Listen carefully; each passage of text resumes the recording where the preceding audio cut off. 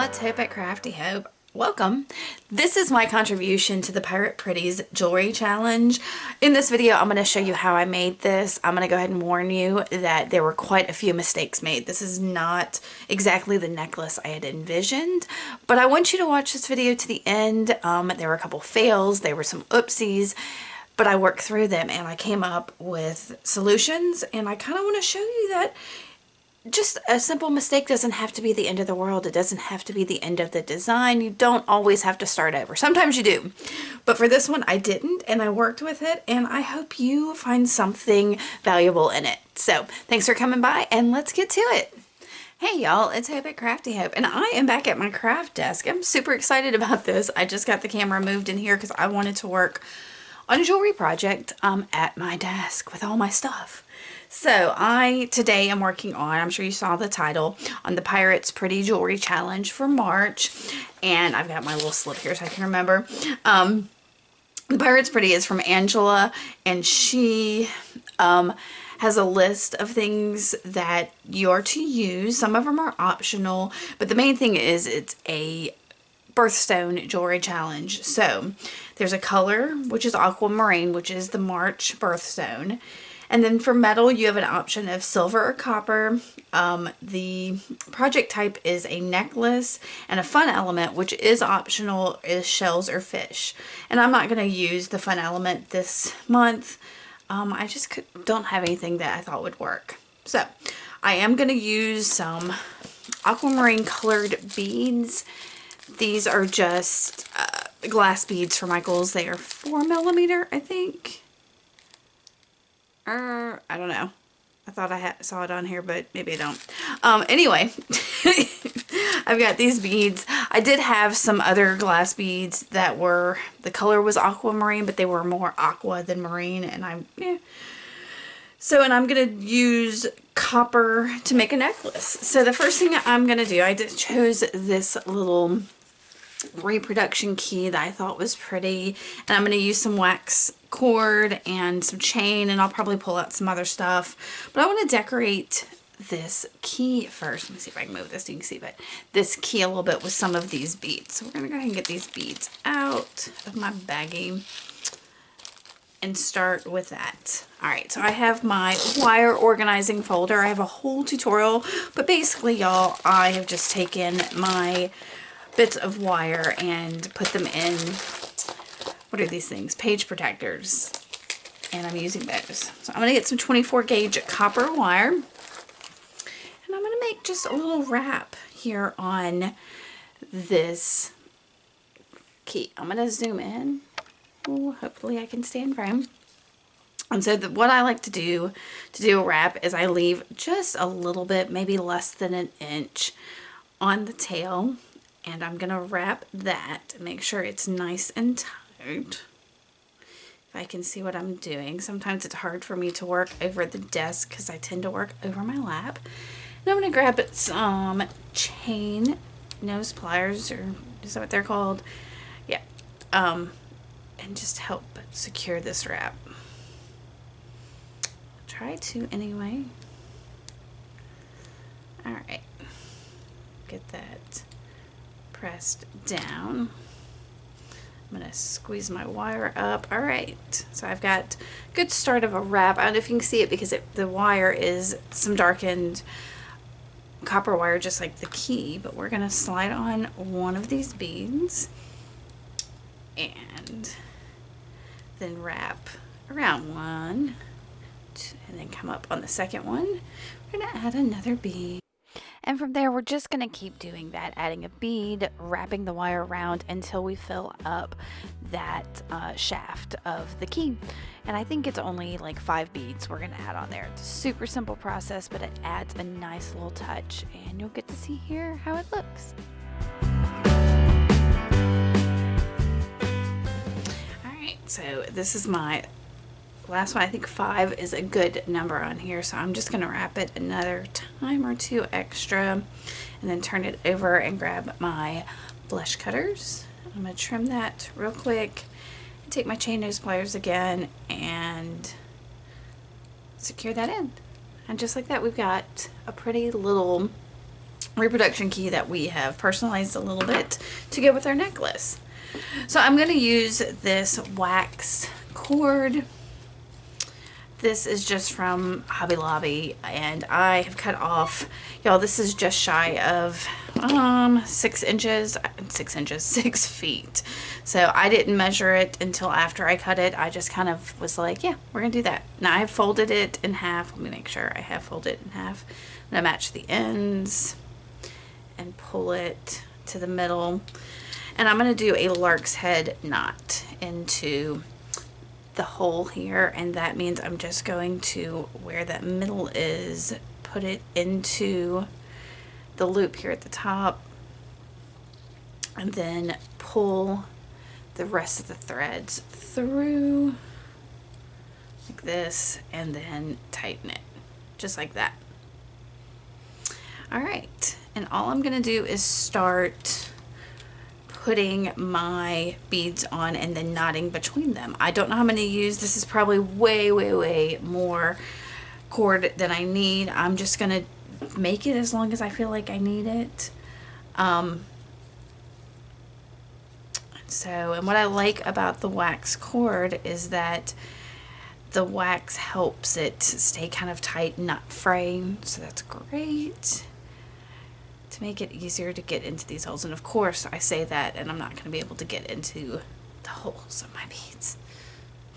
Alright, so I'm just going to pull this all the way down to my little lark's head knot. I'm going to make a loop like this and then bring this through. Now I can use like a needle or something to help pull that through, but really for me, I find that if I just put my fingers here and pull like this, I can get that knot right there on that bead.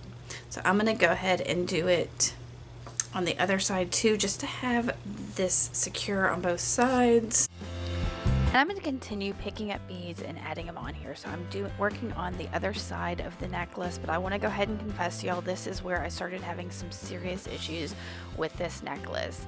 The wax linen cord did not want to go into these tiny beads. I found some that it worked on. I think I ended up getting somewhere around 11 on each side of this necklace, and I'm gonna let y'all see bits and pieces of me doing this, but definitely not all of it, because it was, oh y'all, it was a hot mess of me like trying to stab that wax linen cord into each of these beads. I think here y'all might get a little view of that of me trying to get it in there, it's not gonna work. I'm gonna tighten it.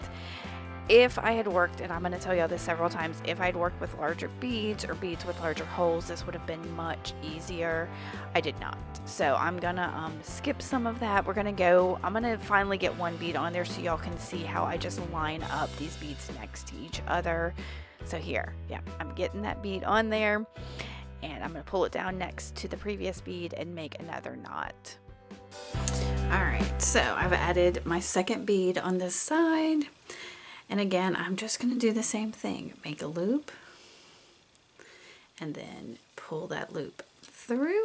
And y'all, I'm just making a knot.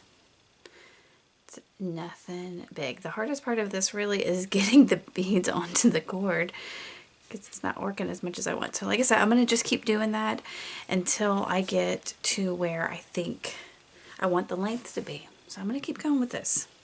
Alright, so I have put 11 beads on each side of this. Now, the length that you put on yours is up to you. I'm using tiny beads. They were getting frustrating. I could have maybe filled this whole thing up, used all of my beads, but I was just getting absolutely frustrated with how hard these were. If I had picked larger beads, I probably would have had more success getting through that hole, but I wanted to do that aquamarine color, and this is what I had. So this was far too much thread for sure, but I'm glad that I have it, and once I cut it off, I can use that for something else. So I have this length of chain, and I have measured out how long this is versus how long my chain is for the length of necklace I want. I want it fairly long, so this should be exactly what I need. So what I'm going to do is find the middle of it. I'm using this excess piece of wire here. If I had a head pin or something else, I could use it instead, but I'm going to put it at either end and hold this up and see if there's a single link in the middle. If there is, we just need to remove that one, and I'm having a hard time telling. You know what, I have, all right, I'm gonna see what it does when I take that one out. So this is a chain that is split so that I can open this chain. If it wasn't, I would just use my pliers and cut it. So I've taken that one out. I'm going to see if one of these is longer than the other, then I will add that back to it. And yes, this one's longer, so this chain needs this link. We're going to add it back on there. And you treat these links just as you would a jump ring, and you just twist them open and close. Just like that. All right, so we're going to add our chain to our beaded necklace. So I have taken the end of my cord and I'm just inserting it into that link that we just added back on. And seriously, we're going to make a loop, bring that through, and we're knotting it just the same way we would have. Now I considered it, instead of making this a double knot here at the end, knotting that, but if this does break, you're going to lose a bead too. So I'd rather just knot this like this. I'm going to try to make sure it's pointing up as I pull it tight so it's not kind of sideways or anything. I'm going to pull, pull, pull. All right, and then I'm going to find my scissors and trim that.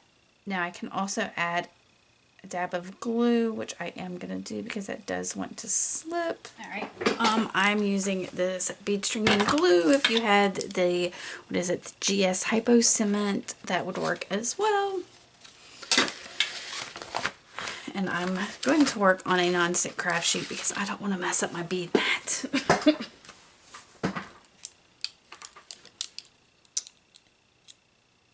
Alright, so I'm going to add a dab of glue on that knot. I'm going to do it on both sides. And then I'll trim it again. The chain is split. We don't need anything super special to put on our clasp. Now this is long enough that a clasp wasn't really necessary. I didn't have to take that link out and measure it and all of that, but for my notion, for my, I prefer to go ahead and put a clasp on because not everybody likes to throw things on over their head. Alright, so I'm just adding a lobster claw clasp and a jump ring. And this jump ring I'm just going to slip on to this end of the chain. I'm tempted to add a little bead on there, but I think that's overkill for this simple necklace. Alright. And that is it for my Pirates Pretty Jewelry, an aquamarine and copper necklace. I'll have some pictures here at the end for you to watch. I'm sorry that was a little bit crazy in there. Like I said, if I had had some larger beads, I probably would have filled this up a bit more. But I was frustrated, and I want you to understand that, sometimes you've got to make adjustments to your plan. If you like this, make sure you give me a thumbs up and subscribe to see what else I've got going on. Oh my goodness, y'all, confession time. Those knots did not stay even with the glue. I pulled just hard enough and they slipped off, and that happens sometimes. You should always, always test your jewelry. Make sure everything's exactly how it needs to be. I am rough on jewelry, so I'm gonna see if I can fix this. This is what was left at the end of this. I know I'm not gonna be able to make a knot, so what I'm going to try to do instead is get that loop through this chain like so. And I'm going to fold it down to my knot. And so it's just a fold, and I'm going to grab that little bit of 24 gauge wire that I have there, and I'm going to do a wrap around it.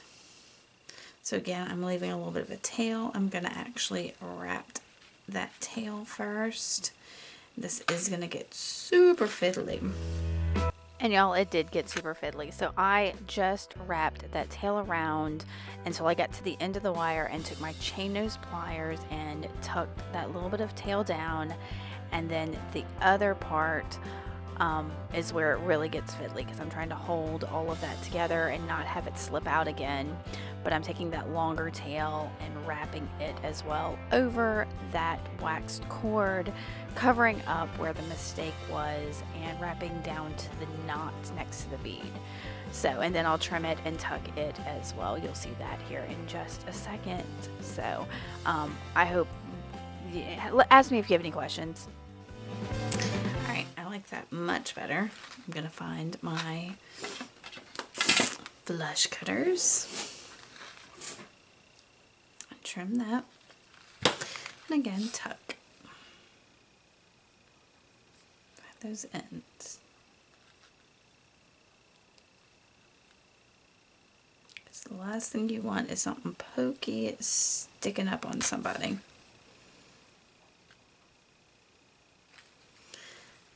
Oh yeah, that's much more secure. Alright, so I'm going to do the same thing on the other side. Alright, that fixed that. So there I made a mistake with my knots and it didn't work. And sometimes it does, sometimes it doesn't. Most of the time it does. So I don't know what was special about that time. Maybe I'm on camera and I needed to have this bonus. But here's where I have wrapped that. I don't know, can y'all see that? So it's not a huge deal. It's the copper, which matches both the cord and the chain here, along with the wraps we did down here. And I think it's a much better necklace. I feel much more secure about that. I can tug on that and it is not going anywhere. Alright, now I'll have some pictures at the end of this for y'all. Thanks y'all. Bye.